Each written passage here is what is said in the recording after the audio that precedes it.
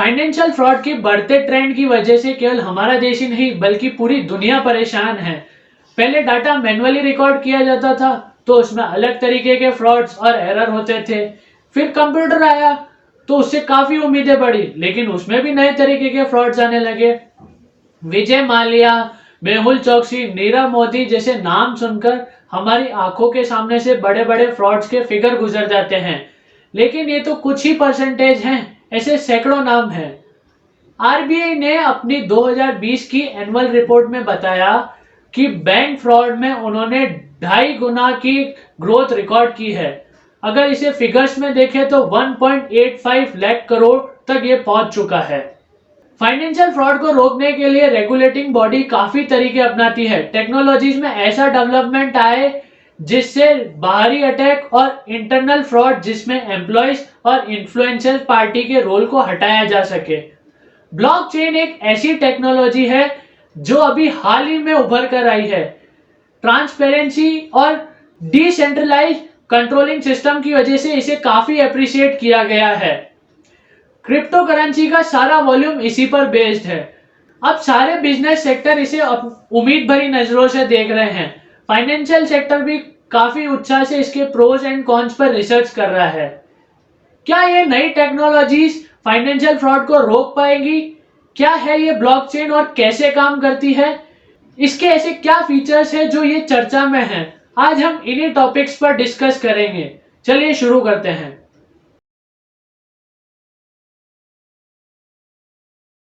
नमस्ते, मेरा नाम Pranay Bhagat, cyber law enthusiast, techno legal advisor और लॉ स्टूडेंट।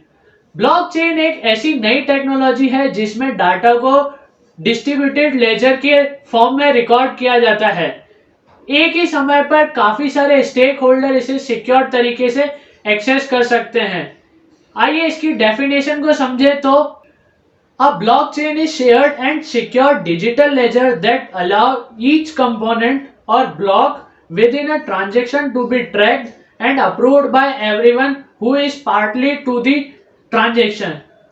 मतलब ब्लॉकचेन एक ऐसा ब्लॉक है जिसे हर मेंबर अप्रूव करता है और ट्रैक कर सकता है, लेकिन अल्टर नहीं कर सकता, टेम्पर नहीं कर सकता, डिलीट नहीं कर सकता। रिकॉर्ड का एक्सेस तो सबके पास होता है, लेकिन फिर भी पूरी तरीके से सिक्योर्ड होता है। ब्लॉकचेन को 2009 में सतोशी नाकामोटो बिटकॉइन के लिए लाए थे। बिटकॉइन पहली डिजिटल करेंसी माना जाता है। इसके सारे ट्रांजैक्शन ब्लॉकचेन में रिकॉर्डेड हैं। इसके बाद जितनी भी डिजिटल करेंसी आई, सबने ब्लॉकचेन का यूज किया। इसमें ट्रांजैक्शन या डॉक्यूमेंट को रिकॉर्ड करने के लिए ब्लॉक के फॉर्म में इंसर्ट किया जाता है। ये पूरी तरीके से डिसेंट्रलाइज तरीके से रिकॉर्ड को मेंटेन करते हैं। सेंट्रलाइज अथॉरिटी का इसमें इन्वॉल्वमेंट नहीं होता है, फिर भी डाटा सिक्योर्ड है। ब्लॉकचेन के काफी रिवाइज वर्जन आ रहे हैं। जैसे जैसे इसका यूज बढ़ा वैसे वैसे चैलेंजेस सामने आए और एडवांसमेंट भी हुआ। ब्लॉकचेन के इनिशियल वर्जन पर 3 टेक्नोलॉजीज काम करती है।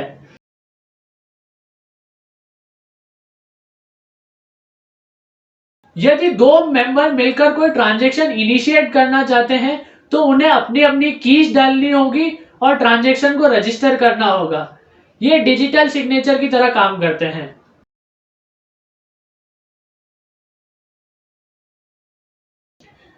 ट्रांजैक्शन को रजिस्टर करने के बाद ये सभी मेंबर्स के पास वेरिफिकेशन के लिए सर्कुलेट हो जाता है। इसे कंसेंसस कहा जाता है। वेरिफिकेशन के लिए सभी मेंबर को कुछ डिफिकल्ट मैथमेटिकल प्रॉब्लम सॉल्व करनी होती है। 50% से ज्यादा अप्रूवल मिलने के बाद ट्रांजैक्शन ब्लॉक के फॉर्म में कन्वर्ट होता है और चेन में जुड़ जाता है। फिर अपडेटेड लेजर सभी मेंबर्स के पास शेयर कर दी जाती है। ब्लॉक में ट्रांजैक्शन की डिटेल, डेट और टाइम के साथ साथ हैश वैल्यू भी रिकॉर्ड की जाती है। हैश वैल्यू क्या होता है उस पर अब हम बात करेंगे। सबसे पहले प्रेजेंट ब्लॉक की हैश वैल्यू लिखी जाती है, फिर प्रीवियस ब्लॉक की हैश वैल्यू लिखी जाती है।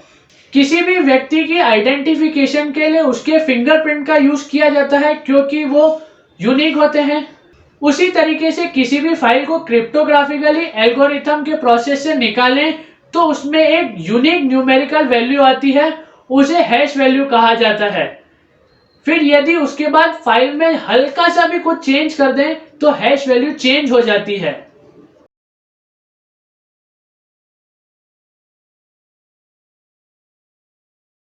कोई भी मेंबर अगर डाटा ऑथेंटिकेशन के प्रोसेस में पार्टिसिपेट करता है तो उसके इंसेंटिव के लिए सिस्टम में ही कुछ रिवॉर्ड पॉइंट जनरेट हो जाते हैं, उसी को बिटकॉइन कहा जाता है। डाटा ऑथेंटिकेशन प्रोसेस में काफी ज्यादा समय और एनर्जी लगती है, इसलिए इंसेंटिव सिस्टम लाया गया है। इस प्रोसेस को माइनिंग भी कहते हैं। ब्लॉकचेन के रिवाइज्ड वर्जन में स्मार्ट कॉन्ट्रैक्ट के कंसेप्ट को भी इंक्लूड किया गया है, इसे इथेरियम ब्लॉकचेन कहते हैं। स्मार्ट कॉन्ट्रैक्ट में ट्रांजैक्शन रिकॉर्ड करने वाले मेंबर प्री डिफाइंड कंडीशन को भी रिकॉर्ड करते हैं। इसमें पर्टिकुलर डेट पर होने वाले या पर्टिकुलर इवेंट पर डिफाइंड ट्रांजैक्शन ऑटो एग्जीक्यूट हो जाते हैं।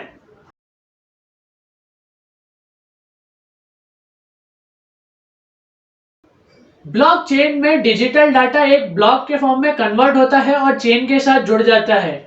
ये काफी कॉम्प्लेक्स एल्गोरिथम की मदद से डाटा को क्रिप्टोग्राफिकली और क्रोनोलॉजिकली स्टोर कर लेता है। ब्लॉक बनने के बाद इसमें चेंजेस नहीं हो सकते हैं। नया ब्लॉक जुड़ने पर सारे मेंबर्स को इसकी इंफॉर्मेशन चली जाती है। ये है ब्लॉकचेन की खूबियां जिससे फाइनेंशियल फ्रॉड पर हम कंट्रोल पा सकते हैं।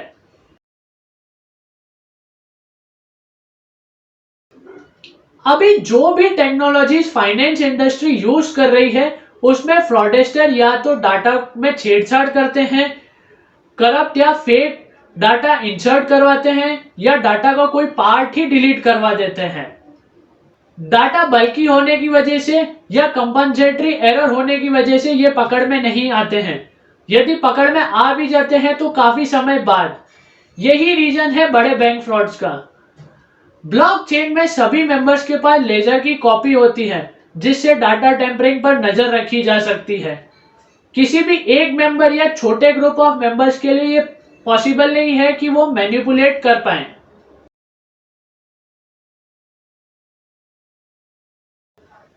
ब्लॉकचेन में यदि कोई रिकॉर्ड रजिस्टर हो जाता है तो उसे बदला नहीं जा सकता है।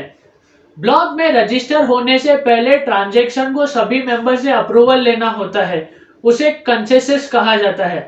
कंसेंसस मिलने के बाद ट्रांजैक्शन को टाइम स्टैम्प मिल जाता है ब्लॉक में कन्वर्ट होने का। उसके बाद यदि आपको कुछ चेंजेस करने हो तो आपको नया ही ट्रांजैक्शन रिकॉर्ड करना होगा।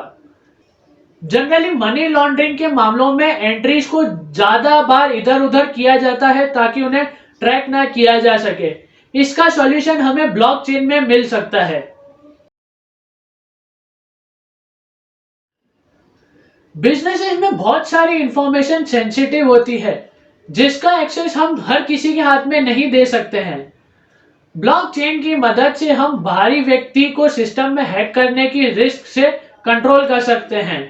कंपनीज प्राइवेट ब्लॉकचेन इंस्टॉल करा ले और जिसे चाहे उसे ट्रांजैक्शन का एक्सेस दे दे।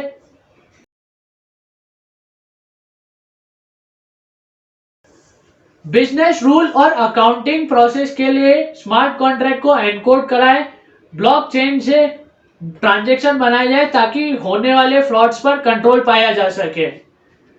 वर्तमान में ट्रांजैक्शन के लिए लेटर ऑफ क्रेडिट का यूज होता है। इससे सेटलमेंट काफी स्लो होता है, इसमें एफिशिएंसी भी पूरी नहीं है और कॉस्ट इफेक्टिव भी नहीं है। स्मार्ट कॉन्ट्रैक्ट से हम थर्ड पार्टी को हटा सकते हैं जिससे पेमेंट फास्ट हो सकता है।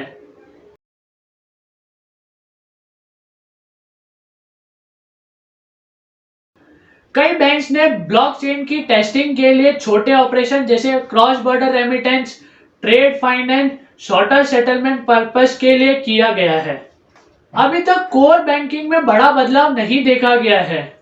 बैंक्स का यह मिसकंसेप्शन है कि सेंट्रल बैंक ने अभी तक क्रिप्टो करेंसी को अप्रूव नहीं किया है तो ब्लॉकचेन की एक्सेप्टेबिलिटी के लिए कोई रेगुलेटिंग इशू खड़ा ना कर दें। दूसरा, मनी लॉन्ड्रिंग के एस्पेक्ट और ट्रांजैक्शन की एनोनिमिटी का भी भय है। आरबीआई ने CDC central bank digital currency का अनाउंसमेंट किया है। हो सकता है इसके इम्प्लीमेंटेशन के बाद इस टेक्नोलॉजी को यूज करने के लिए बैंक्स कंफर्टेबल हो जाएं। मगर देर करने से नॉन बैंकिंग फाइनेंशियल सर्विस का मार्केट अदर ऑर्गेनाइजेशन कैप्चर कर लेंगी, जिससे बैंक को कॉम्पीट करने में परेशानी हो सकती है। ब्लॉकचेन की जो खूबी है उसका फायदा हमें निश्चित ही कई सारी इंडस्ट्री में मिल सकता है। इसकी सबसे ज्यादा जरूरत फाइनेंशियल सेक्टर में रिवॉल्यूशनरी चेंज की है। ब्लॉकचेन की मदद से रिवॉल्यूशनरी चेंज की शुरुआत की जा सकती है। हो सकता है कोर बैंकिंग फंक्शन के इसके यूज में कॉन्फिडेंस ना आ रहा हो, इसमें रिसर्च एंड डेवलपमेंट और एडवांसमेंट की जरूरत हो, लेकिन अब कई ऑपरेशन में इसको इंस्टेंट यूज में ले सकते हैं। ऐसा करते हैं तो टेस्टिंग का पर्पस भी सॉल्व हो जाएगा और पब्लिक में भी अवेयरनेस और कॉन्फिडेंस डेवलप हो जाएगा। एडवांस टेक्नोलॉजी की मदद से नॉन रेगुलेटिंग करेंसी एक पैरेलल इकोनॉमी डेवलप कर सकती है, जिससे ना तो गवर्नमेंट के लिए अच्छा है ना पब्लिक इंटरेस्ट के लिए। आपको ये जानकारी कैसी लगी मुझे कमेंट सेक्शन में लिखकर जरूर बताएं। जाने से पहले इस वीडियो को लाइक करें, शेयर करें और मेरे चैनल को सब्सक्राइब करें और रेगुलर अपडेट के लिए हमारे सोशल मीडिया से जुड़े रहें, जिसके लिंक हमने डिस्क्रिप्शन में दिए हैं। धन्यवाद।